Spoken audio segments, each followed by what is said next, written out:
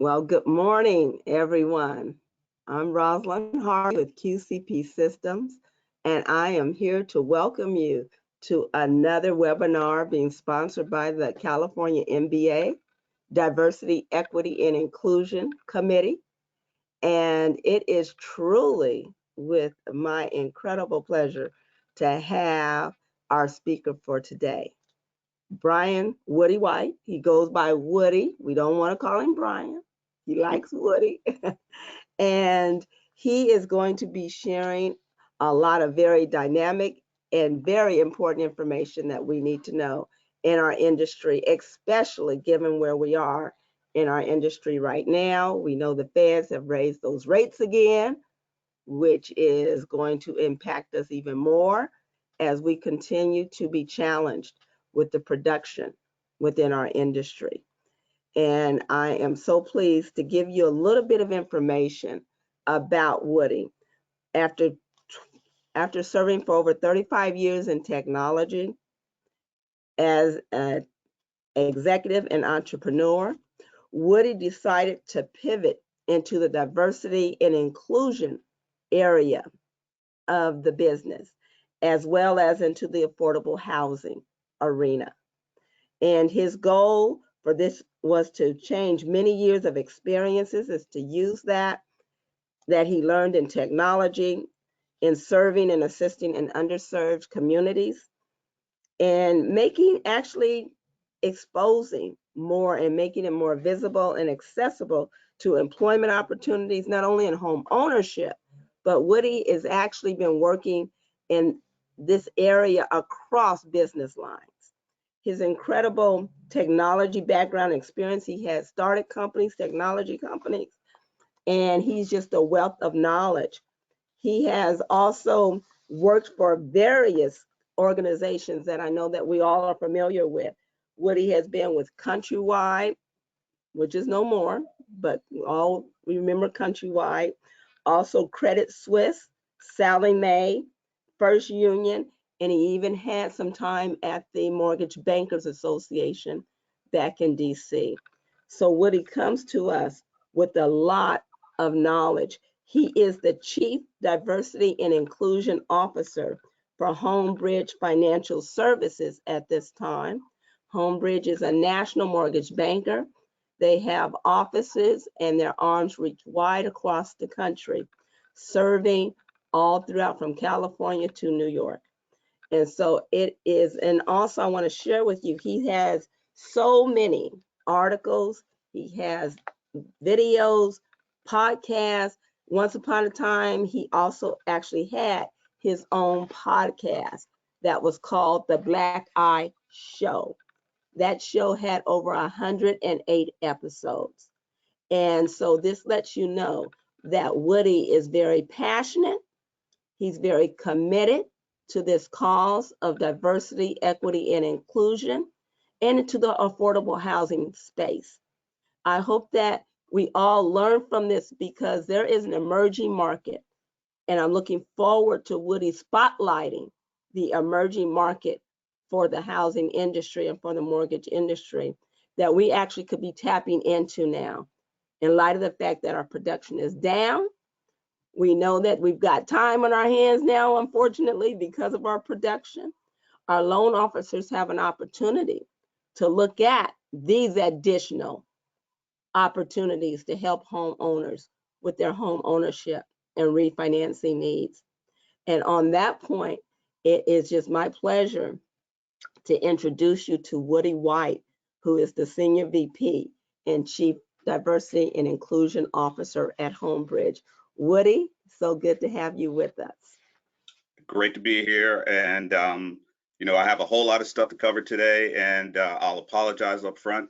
I'm still getting used to this Zoom and this Zoom type stuff. I want to stare in the camera, but everybody else's face is down here.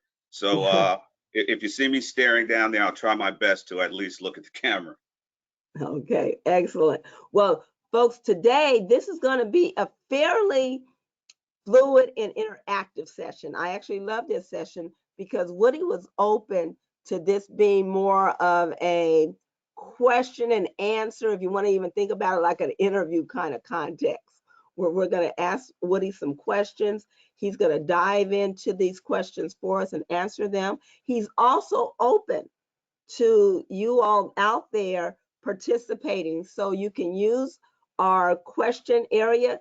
Samantha, can they send questions or comments into an area of the webinar? Yes, they can. We have a Q&A dialog box that you guys should be able to see on your end, and feel free to submit questions there. We've already had Raymond Callahan who said, hello, Rosalind and Woody, it's good to see you. It's been a while. So people are able to use it.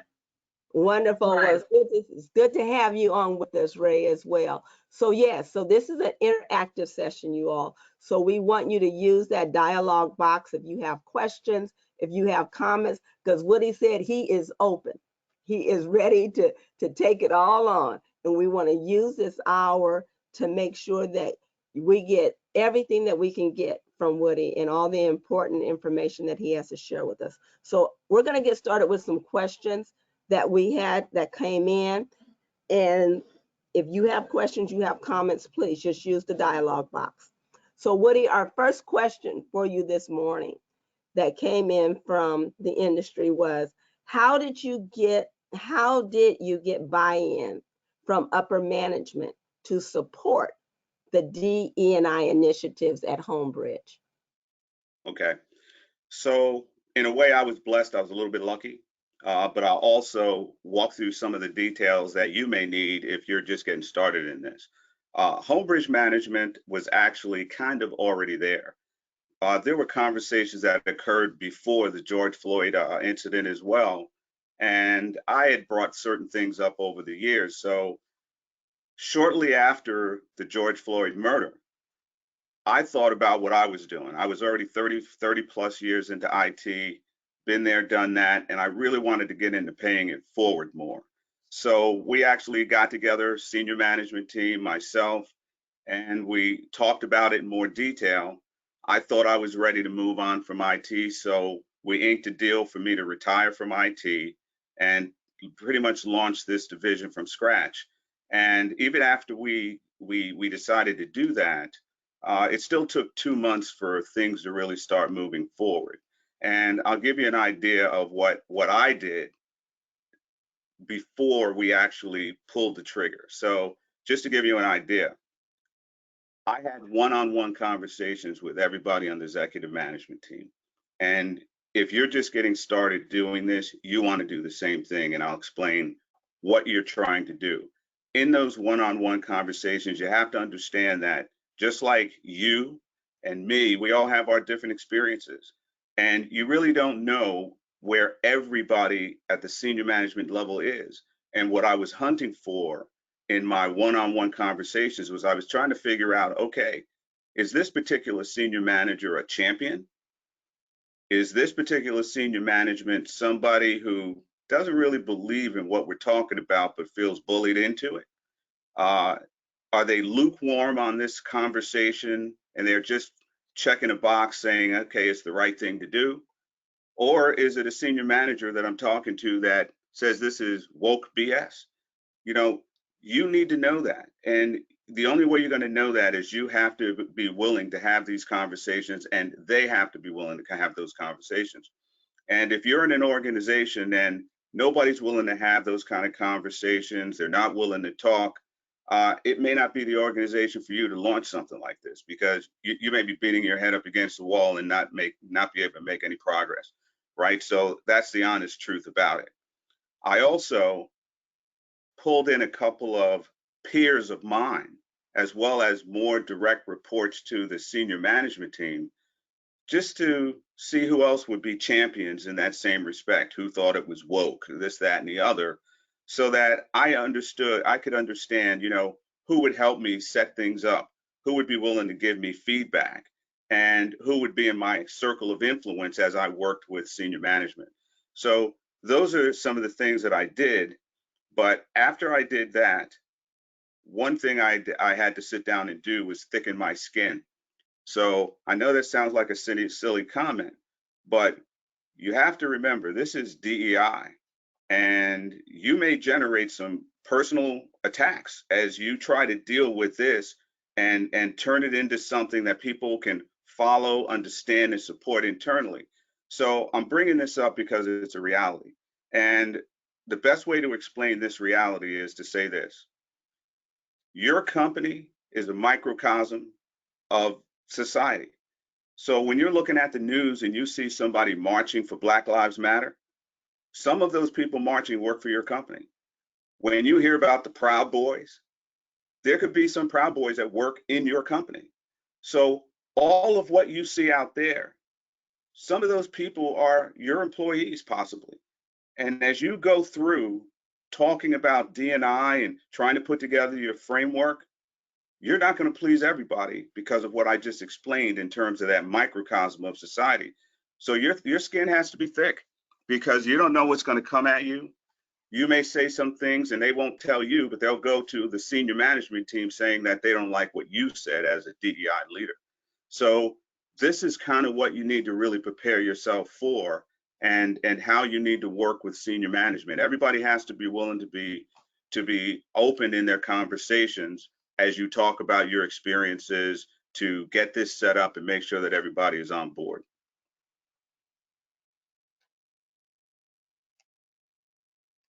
It would help if I unmuted myself, huh? Okay, that is excellent information, because what I got out of what you just said is that one of the major issues as you're trying to do this work is to have the buy-in from your upper management and to Absolutely. understand that level of buy-in. Well, remember, at the end of the day, somebody's going to have to write a check for something you want to do. The check is written at the top. So if there's no real understanding, agreement, and support at the top, I don't know where you're going to get the money to do the things you need to do. So there has to be a champion somewhere at the top. Right, right. Well, let me ask you this. We have some other questions, but that just now fed another question real quickly, Woody. And that is, you said somebody's going to have to write a check somewhere. Yeah. Are there any initiatives, perhaps? Maybe it's not a real large company, or maybe it is, whatever your size may be. Are there things that you can do where money is not necessary? Yeah, there are definitely things you can do where money is not necessary. And, depending on how innovative you are, right? And we'll talk about this a little bit later on. Depending on how innovative you are and how far you can think out of the box, you can work with IT to help do things. You can work with marketing to help do things. It all depends on what you're trying to do. And, I'm not one of those people who wants to go buy into, for example, the DEI program in a box from some company that's going to cost the company $300,000 to buy and $200,000 to install. That's not what I'm interested in doing for Homebridge. But there are many things that you can do without money being the center of it all. But it's going to depend on what you're trying to do, what the makeup is of your company, and how creative you are. Okay, excellent. Thank you for that. Now, Sure. our next question is, what was the most important first step you took in building engagement around diversity and inclusion? Okay. So after we got to a point where we said, okay, let's pull the trigger and do this, I created a 2-year plan. Okay. And I really created a 2-year plan for the naysayers. And I'll explain what I mean by the naysayers. Okay. So I created that 2-year plan to pull together at least a framework at a high level for people to understand what was going to be involved and what I thought we needed to do. So I put together the pillars of what the DEI department was going to be. So before I move on, let me explain why it's 2 years and why I said the naysayers. So you're going to get a couple of questions when you launch something like this, and you can tell kind of, who's with you and who might be against you. So, for example, a lot of the people that I could tell was just right in there, they would ask questions like, so where do we get started? What do you think we can get done over the next couple of months?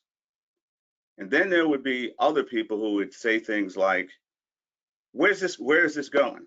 Where's it going to be 2 years from now? What are we going to get out of this? And you can tell in the tone, the way that they say it, which category they're in.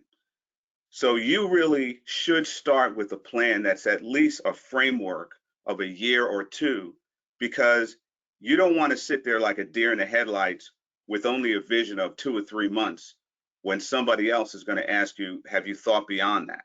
So that's why I did a 2-year plan and I put together the framework. Now, I'll tell you what was in my framework so that you understand my pillars. And, everybody has different pillars based on the company.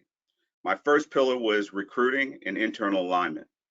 Now, what's recruiting and internal alignment? So, for example, I wanted to really connect with HR and go through the details of how we're recruiting, so forth and so on. But at the same time, I wanted to take a look at the company's core values. Okay, and I want you to think about this for a second. If we have so many diversity and inclusion departments springing up and so many companies that are still very light with diversity, from the middle to the top, if we still have that today, are the core values really doing anything? Are they really worth anything? Because to me, if the core values were working, we wouldn't have this problem. So I wanted to take a look at our core values and make adjustments so that it made sense where we integrated in diversity and inclusion. The next pillar was contracts and business relationships. Companies like Homebridge nationwide, we do a lot of contracts. So I just figured we can take some of those contracts and make sure that we are really trying to support women-owned businesses, minority businesses, things like that with contracts. The third one was, who are we statistically and publicly? And that is basically our details and demographics on steroids. And finally, there was the underserved community, connection, and affordable lending. So those were the pillars that I focused on. Next, I created an internal marketing plan, and that started with a formal announcement from senior management, right? That kind of message, this is a brand new division. If it's important, that kind of announcement should come from senior management, and it did. And I also got a seat at the table when we had one of our all-employee meetings, which Homebridge does a great job at having these meetings on a quarterly basis. But the meeting that they had after the announcement, I literally was able to talk about DE&I and present my framework so that everybody could see the company was serious about it and where we were going. My next step was an anonymized survey. Now, I know everybody out there has heard of the TV show Undercover Boss, right? Whole bunch of people, they got these companies, they just swear their employees love them.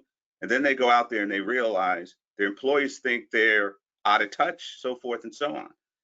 That's why I had to do the anonymized survey, because I think most companies are like that, right? You think everything's okay. So we had to find a mechanism, and I used an anonymized survey. But before I launched that survey, it took me at least a month of advertising, letting people know this is an anonymous survey. We need you to be honest. I'm going to walk you through how the technology works for the survey so that you understand nobody's going to know what you said, how you answered. We can't trace it back to you. And oh, by the way, we partnered with a company that if the CEO or the CFO or somebody who read something about themselves in the survey tries to backtrack and figure out who said it, the company wouldn't even give that information to the CEO. It's anonymous and it will remain anonymous. So after we did that, we had the survey, and it was great. We had high participation with the survey, and I had an agreement to do a 2-week turnaround report. So within 2 weeks, everybody in the company got a report of what we learned from the survey. And the survey was things that you would expect, but it was a very detailed survey. So for example, it was on race, LGBTQ, age, you name it. And when we got the results back, some things were, I would say, surprising. We didn't get anything that felt like, oh, there's some racist people at Homebridge, nothing like that. But we did get things that helped us understand the difference in how people felt, right? We found that Black women in the company thought less in certain areas of Homebridge than white women. White women thought less than men. So we could see that there was room for improvement, because there were things like I'm not really sure what my promotion path is, and it seems like other people, it's clear to other people. So it's all of that type of stuff that I took that data to figure out what to do next, how we move forward, how I needed to adjust the framework. You have to get that temperature check on the feeling side of diversity and inclusion. Let's see. The next thing was I found a training partner because I wanted to have all the senior managers trained on two things: unconscious bias and becoming an upstander. And I found a partner. We put together a program. All Homebridge senior managers, CEO, CFO, everybody went through the training. It was great. And the one thing I'll tell you about the training, I talked to maybe 20 companies and I threw 19 out the door before I selected the company I selected. And the reason for that was a lot of the companies I think were misguided. When you say DEI, they immediately think every minority in the company has been treated poorly at the hands of a white man. So their programs were really designed to teach the white guy something, show him the how he's doing things wrong. And I didn't feel like that. I thought I had a great relationship. I've been at Homebridge for 8 years. I knew a lot of people in the company, and I didn't feel that was Homebridge. So I threw a lot of those companies out the door. I thought their approach was misguided. So I did find a company. The training went well, and I eventually rolled that training out to all employees as well. I also connected with HR. I created an all-employee pledge for all employees to sign. And I know on the surface, we have that standard EEOC statement, that kind of thing. Everybody has that. But the reason I created the pledge is because I wanted people to really take a look at what DEI was. In other words, when you have to hire somebody, I want you to take a pledge that before you hire the next person, you take a look around in your department. If your department is all men and there are no women, you should ask yourself why. What's happening that you still look that way today and you have a sizable department? So I wanted them to do things like challenge the recruiters, right? If you're in IT and you put out a request for a programmer and you get all males, you should ask the recruiter, well, you know what? I don't have any females in this department. I want you to bring me more diverse candidates. And if you're dealing with recruiters that can't satisfy your need to help you diversify your department to get more opinions in terms of what you're doing in IT, for example, then get rid of that recruiter, get rid of that recruiting company. So people sign the pledge as an awareness to really look around when you're in the middle of that recruiting process, and don't be afraid to challenge a recruiter and let them know, hey, you're not delivering for me in terms of what I'm asking for. Again, I created an analytics plan for Homebridge that really tells the story of everything that we're doing. So there was a lot of detail in the reports that I put together for Homebridge that's generated now on an automated basis. But the one thing I will say is that when we created our analytics plan, we updated our website. And I would say that right now, Homebridge may be one of the only companies out there that you don't have to wonder how many Blacks or Hispanics or how many women are at Homebridge. You can go to our webpage. You can go to DEI and you can see that information. And I think that's important. I guess for me, being in this for so long, if you're a company, you're saying you support DE&I, what are you hiding your information for? Let people see your journey. Don't be ashamed of your journey. No company is perfect, but people want to know, how are you doing? And I don't know if everybody's aware of this, but for organizations that are public, that fall under Dodd-Frank, Section 32 in Dodd-Frank is asking those public companies to share exactly what Homebridge is sharing today. And very few companies do it. The only public company that I'm aware of that actually shares their diversity and inclusion information is Apple. They're the only ones that I'm aware of that actually shares that information. So I also did a lot to get involved in networking. I got involved with NAMBA. MBA, in a more deeper way, something called the Conference Board, which is a DEI section of an organization called the Conference Board, but it's very large.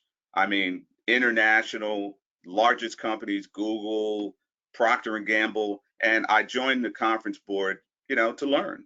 Other companies are doing things I don't know about. I'm doing things they don't know about. So I decided that the Conference Board would be a good thing to join. And I know I mentioned the contracts. I went through, for example, our Office Depot contract. And a lot of people don't know this, but just because you order from Office Depot doesn't mean the products come from Office Depot. We have a national contract. And Office Depot actually has an arm of their company where they track which businesses that they get information, their products from, are women owned, minority owned, whatever. I went through that in detail and I adjusted our purchasing process. So now, at least 15–20% to start is going to some of those women-owned and minority-owned businesses in terms of what we do. And on top of that, I also launched a diversity and inclusion council. So it was a busy year. Wow, obviously you were extraordinarily busy. And forgive me, I'm fighting a bit of a cold, you all. So bear with me. I don't mean to be coughing on you. That's why I mute myself. But you have done a lot with your pillars.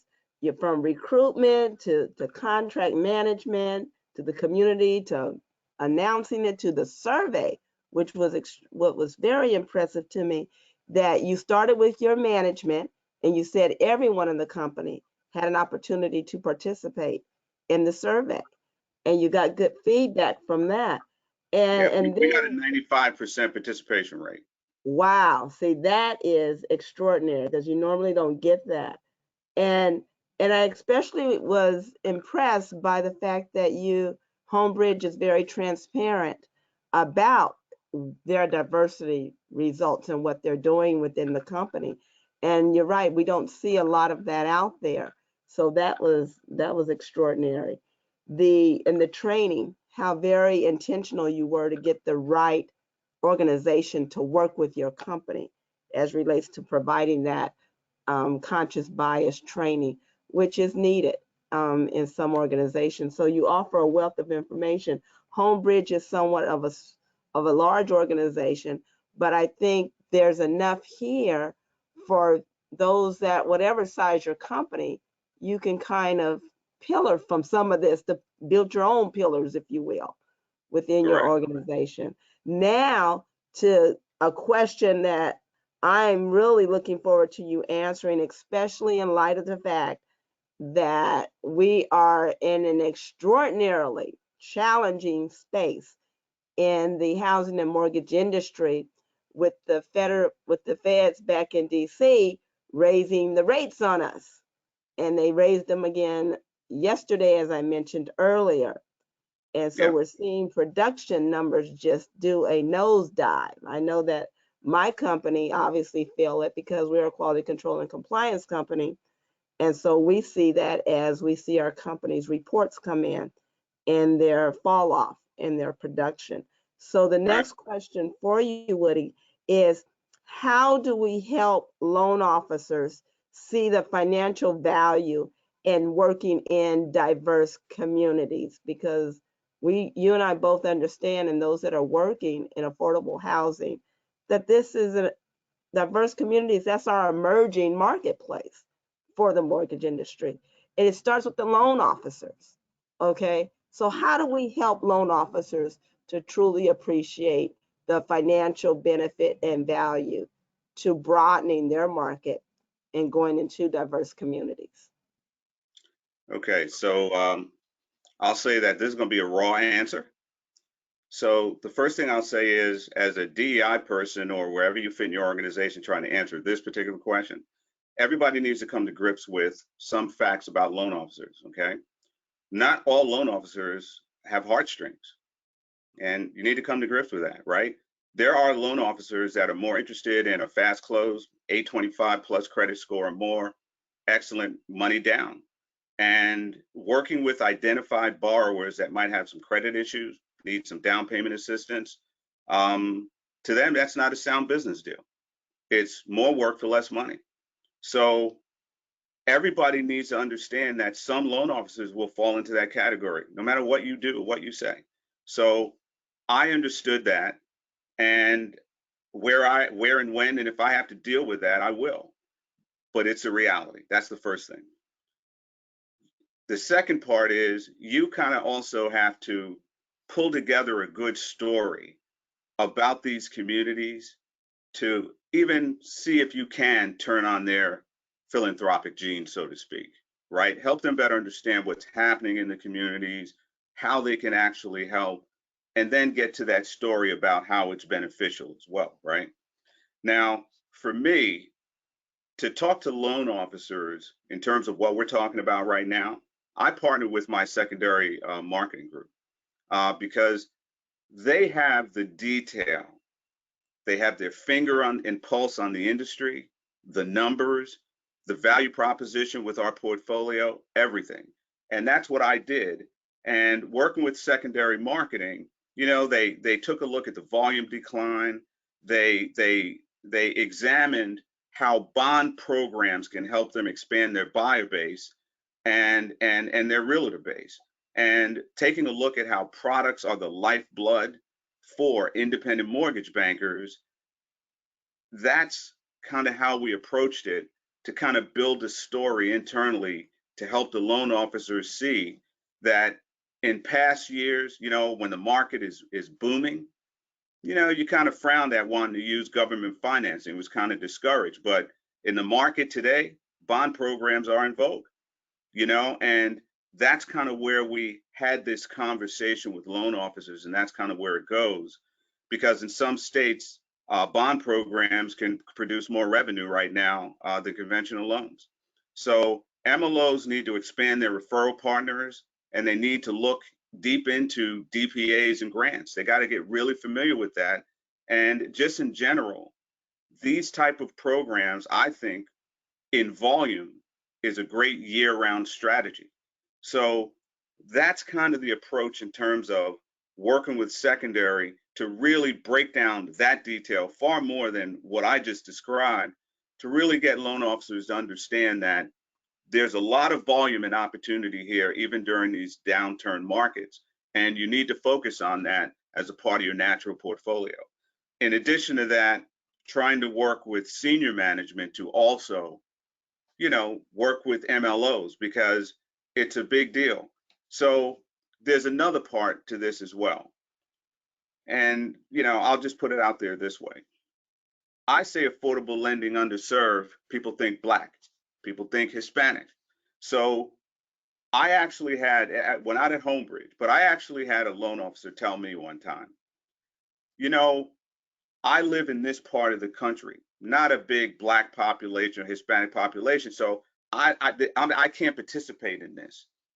And I basically said, are you aware that the welfare system has been used more by white Americans than Black and Hispanic Americans since it was created, trying to get themselves a leg up just in volume? So to hear that comment, he's suggesting that all white people are rich. There are no white people with, humping around a couple of jobs, have a credit issue, might need some help with down payment assistance. That was the position he was taking. And I disproved that. And I basically said, affordable lending has nothing primarily to do with race. It has to do with income levels, and that's really it in situations. So you can do affordable lending in every state, because there's always somebody there, regardless of race, that can get help with affordable lending. But the fact of the matter is, because of how Black and brown people have been treated over the years, there is a focus to fix that problem as well, simply because it has to be fixed. So that's kind of how I've been dealing with MLOs, working with my partners internally. And I mean, everything seems to be going well. But like I said, you're not going to get the heartstrings of every MLO out there. That was really a great answer and feedback on that, because you're right. When we talk about affordable housing, there's always this automatic link that it's for the minority consumer. And when you talk about low to moderate, once again, the automatic thinking is that it's for your minority community. And really, we're talking about helping everybody that needs help. And I think that's the crutch of it, and that there is money to be made.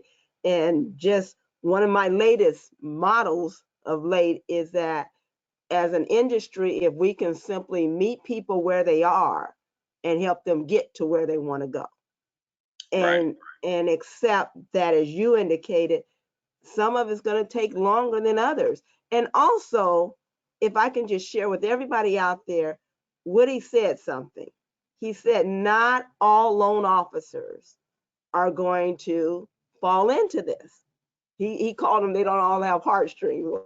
Well, I think they have heart, but they just don't. Their focus is not going to change in how they do their business, because it's how they do their business.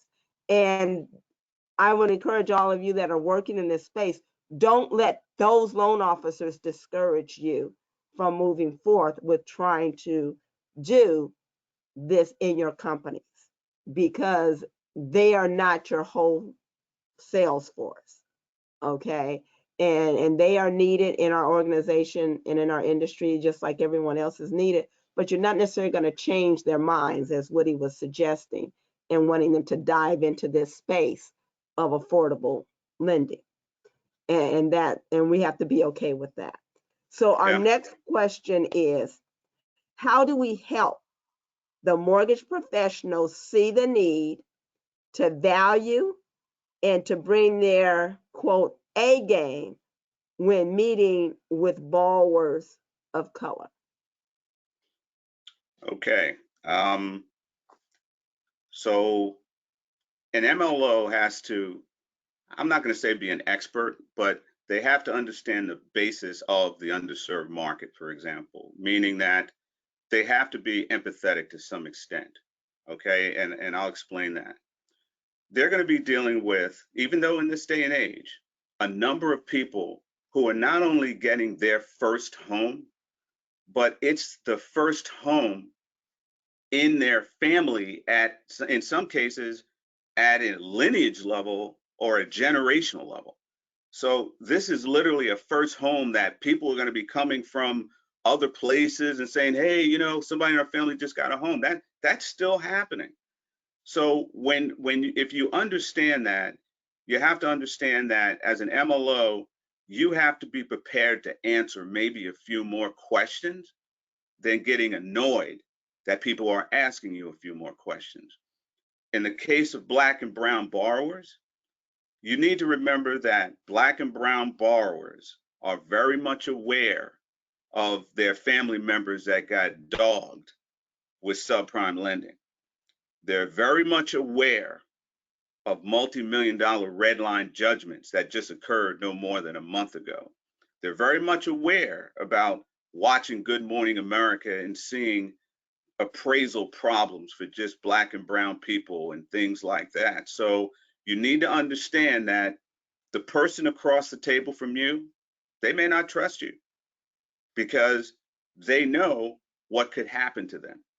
So you need to be prepared to work a little bit harder to make sure that you can show that you're operating in the best interest of the borrower, because there's no automatic trust just because you have a loan officer stamp and a license on the wall, not in this community, because it's just been too much nefarious activity that's gone on over the years.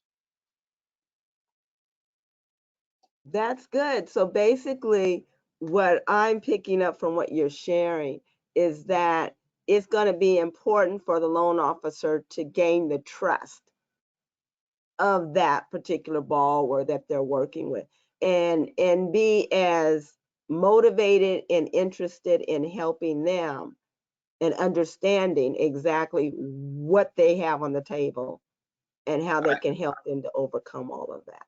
And yes, but it's also about the attitude. And that was the first thing I brought up.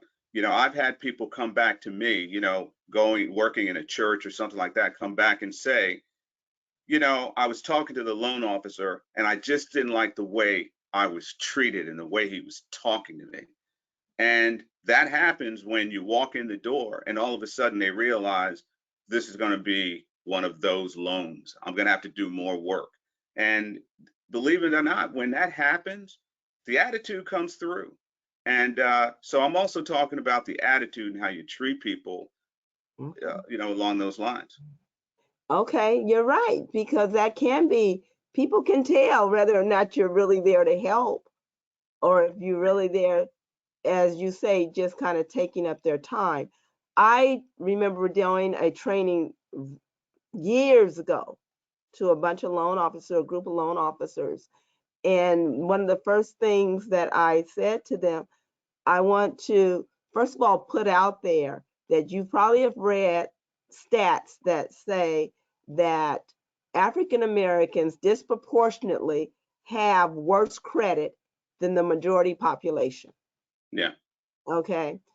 Okay, if we accept that as being a fact, it does not mean that the African American borrower that's sitting before you right, falls into that category. So correct. that's one of the first things that I encourage them to put that bias in check and deal with that borrower as if you have no idea where they are until you see where they are.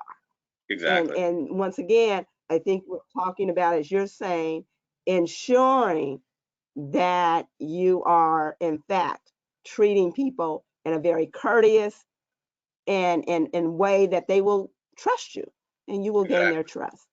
Yep. So that's excellent. Um, I wanted to ask you, Samantha, before we move on, do we have any questions or comments that have come up in the dialogue Yes, box? we have had a Okay, few questions great. come in. Okay, I'll great. start with, Then you want me to start with one we're of gonna them? pause here, Woody, and let Samantha ask some of those questions, okay? Okay. Okay. Our company is thinking of starting a special purpose credit program, but management is concerned about reverse discrimination claims in certain states. Is there a way to avoid that risk? Well, first of all, launching a special purpose credit program has a lot of requirements around it. So just make sure that that's developed with, let's just say, all the right people in the room and all the and dots, I's and T's crossed, because it can get complex. As far as it being an issue or should you worry about anything and how should you approach it, um, the laws make it possible for you to create special purpose credit programs. I think the problem that we have right now is the atmosphere. And I think at this point, anything that you do around special purpose credit programs, as you can see with what's going on with affirmative action in colleges, there's always a possibility for some type of backlash in this particular environment. But Mhm. the the the way things are set up, you can create a special purpose credit program. There's no issue with doing it. I just think that what you may be dealing with is people worried about the so-called woke blowback, that Mhm. they're more nervous of doing it because they don't know what's going to happen in today's environment. But the laws and the guidelines are there to make it possible for any company to set up a special purpose credit program. Right. Well, thank you. I'm so glad that you said that. Coming from that compliance point, I Yeah, just want to just jump on what that bandwagon with Woody. And in the Terry actually, I think, addressed this concern when it was brought to her attention. And that is that the laws specifically do support, the whole spirit of the law yeah, supports companies doing just what you are talking about doing. And that is, once again, the goal is to give access and to give a level playing field for all people. And so you're not going to have any problems at all from the standpoint of regulators or anyone else when you do these sorts of programs. no, And you won't. just look at what Fannie Mae, for the first time ever, Fannie Right, Mae has a program out there where they're specifically saying they're targeting African American communities. Right. So once again, you can't go wrong by trying to do right. Okay. Right. And so I think you'll be fine. What other questions or comments, Samantha, do we have that's come in? Okay, another one is, can you tell us more about why you chose the training company you did versus the ones you rejected? The training company that I selected, I'll tell you, it was Franklin Covey. And it was because they listened to what I was saying in terms of where Homebridge was. They were willing to sit down before we even created the program. They interviewed every single senior manager, and they asked them certain targeted questions to see how they answered, so that the program itself made sense to everybody in the room. And other companies were trying to force me into this template, this program that they created by bringing in a bunch of PhDs and all of that kind of garbage. And I just thought a company that was really willing to work with me would work better, and it did. Okay, excellent. What else, Samantha? We have someone else? That's all. I think, let me double check. I think that's all we've had so far. Okay, that was an excellent question. And that is so important because it's going to be much more receptive to the participants in that training when you have an organization that's actually being sensitive to who your organization is and working accordingly. So let's move on to a couple of, we're going to run out of time here, Woody. We're going to move on I'm to a going to couple blast of. through my answers then. Go ahead. So, and that is, this is a question that I really want to get to, and that is, what are your thoughts on ERGs that seem to be a key tool companies are using to address diversity issues? ERGs being the employee relationship groups that are springing up in businesses across the board. And I know that I've just recently became aware of these in the last few months. But please, can you share with us your thoughts on Okay. ERG? I'll go through it so that we don't run out of time. All right. So personally, I'm not in favor of ERG groups. A long time ago, I participated in a number of ERG groups, and all it turned into was a bunch of black men in a room. Then there were a bunch of white women in a room, so forth and so on. And all we did was really bitch about what we didn't like, and it didn't go anywhere. It didn't make me feel good. As a matter of fact, it just made me feel horrible, and it made me dislike the company some more.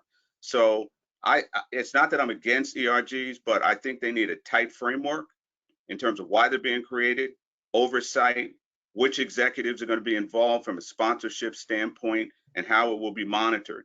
And when it comes to the output, where does the output go, right? Because ERGs and their output, it's about creating some kind of change. And if nothing's happening with that change, the whole thing's just going to spill like DEI garbage.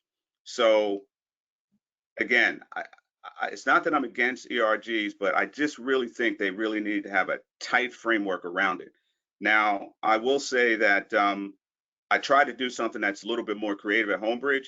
I created a live TV program, and I called it the Conversation Spot. I got some special software that we jammed into Microsoft Teams to make it look like a television talk show. And I use that to talk about various topics, allow people to ask questions, and everybody is invited to that. There's no segregation by groups, and they could talk about whatever it is they want to talk about. And that has been going very well. So for now, I'm not ready to launch ERGs at Homebridge. I like the more inclusive conversation spot that I'm doing, and that's the direction I'm going to go for now. Okay. Wonderful. So there's a place for ERGs if it's handled properly, or you can, I never thought about your approach as you just shared, and that's just having a forum where everyone can participate and you can get Yeah. feedback in that way. Excellent. And that was my approach. Okay, wonderful. My next question, and this one is really important, once again, as we are dealing in our current market space, and that is, do you believe if mortgage companies in 2020 and 2021 had intentionally spent time, money, and energy working with emerging borrowers being those borrowers that maybe are not credit ready at that time. They're not down payment ready. They're not even income ready. If they had spent time working in that area and building up a pipeline of future borrowers, because you're working with them, that the industry perhaps would be in a different place today? My answer to that question is no. I think that timeline is too short. As I said, working with loan officers, getting people to understand DPA programs and grants and things like that, that timeline is too short. I'll be honest with you. If that was the case, that should have started back in 2015 at best. But what I will say is, I'm also not in agreement with this emerging market conversation. As far as I'm concerned, the black brown market is not an emerging market. It's been around since 1970. It was just ignored. So for me, there's a whole decade plus where this focus should have been occurring. So that's my answer for that. But as far as mortgage companies are concerned, they need to understand that affordable lending is not a template market, right? It's really connecting with cultures and people. And I like taking the Coca-Cola approach, right? A special purpose credit program or an affordable lending loan from Freddie Mac or Fannie Mae, whatever, it's the same program. What the companies have to understand is all minorities are not the same. So if you look at the Coca-Cola approach, if you're in a black community and you listen to a black radio station, that Coca-Cola commercial sounds a different way than it does if you were in Japan listening to something, or if you're in a Hispanic market listening to something. So you have to connect with the communities. And my take is, if you're a mortgage company, you're willing to take money from the black community, take money from the Hispanic community, then you need to focus on your hiring, because if you want to make money that way, the black community and Hispanic community, for example, are going to take a look at your company and say, do you got any blacks or Hispanics working in your company? It's great you want to take our money, but what are you really doing? So that's really the whole picture for me. And it's like I said, the emerging market thing should have been dropped a long time ago. Okay. So you don't like how we're using that as the emerging market, because you feel that this has been a problem for a long time and we should have been trying to address this problem. Well, I appreciate your feedback and your answers on that. And so as we move forward and as the industry moves forward, Woody, in this space, do you see a place in this industry, perhaps as you indicate, as we talked about the affordable housing space, that it takes longer perhaps in working with some of the borrowers and getting them on that path, as we like to say, to home ownership? Is there a place, do you believe, for a loan officer that perhaps is on salary and commission? I know that I worked for a company where we did that. It was years ago. But do you think the industry actually has an appetite for having loan officers that are working in that space being salary and commission loan officers? You know what, with today's models and what companies are doing and everything just being so far out of the box, I think there's an opportunity for everything, but I also believe that some of the confusion in the community has to change, meaning that you mentioned LMI earlier. Okay, I grew up in New York, in Harlem and Yonkers, New York, and there's no such thing as low income, let's get a house. I know what poor looks like. I think there's moderate income, that I understand. But when you go out to the community and you're sitting in a community center and you mention the word low income to moderate income, people who are actually low income thinking they could actually get a home, that's not what low income really means. Low income, when we're in our industry and we're talking about low income, we're really talking about builders who are building opportunities for housing and low income people to get housing in that respect, in terms of apartments or maybe townhouses or whatever. But that's a special program, and that's what low income is. I've gone places where people who are truly low income getting SNAP and getting support, asking me if they can get a home. You can't. There's a lot of confusion with that. I would love to see that LMI part, that L part dropped, and really talk about the income component, and because it really is about moderate income. Even if you try to get Habitat for Humanity, they have guidelines around income, and it's not low income. And if you look at the government definition of low income, when they describe low income, it quickly turns over to a word called poverty. So that LMI actually creates confusion in the community. Okay. Well, you know what? That's eye-opening. And so that's an opportunity for the industry perhaps to educate on that point. And so that we can clear up perhaps some of that confusion. Because I think one of the realities that's just reality, not everybody necessarily is going to be able to own a home. And once again, as a mortgage industry that's here to help provide that type of financing for people, it's incumbent upon us to help people understand where they are and what's available to them. But I think we're coming to the end here. Samantha, did any other comments or questions come in for us? Good. We had one last question. It is what internal programs do you think have been most helpful to employees? Internal programs. Well, I don't know how all comes to set up, but I'll put it to you this way. One, definitely mentorship helps, but also at Homebridge, we create a program called Homegrown, where we are taking employees and putting them through programs. So if you're an administrative assistant, you can become a loan processor, an underwriter. You go through that training. We're also looking at creating a MLO development program.